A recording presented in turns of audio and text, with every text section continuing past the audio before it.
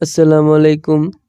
তো আপনারা যারা মোবাইলের ডাবল স্ক্রিন ট্যাব অন এবং অফ অপশনটি চালু করতে যাচ্ছেন তারা আমার এই ভিডিওটি দেখেন, আশা করি কাজে লাগবে।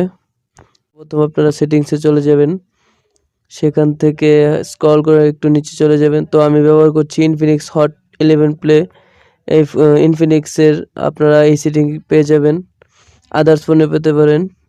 তো স্পেশাল ফাংশনে চলে যাবেন স্ক্রল করে, তো সেখানে চলে যাবেন, যাওয়ার পর আপনারা দেখবেন অ্যাকশন অ্যান্ড গেস্টার বাটন, সেখানে ক্লিক করবেন।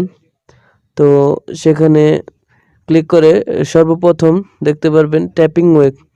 তো সেখানে ক্লিক করে আপনার এই অপশনটি অফ দেখাবে, তো আপনারা সেটা অন করে দেবেন।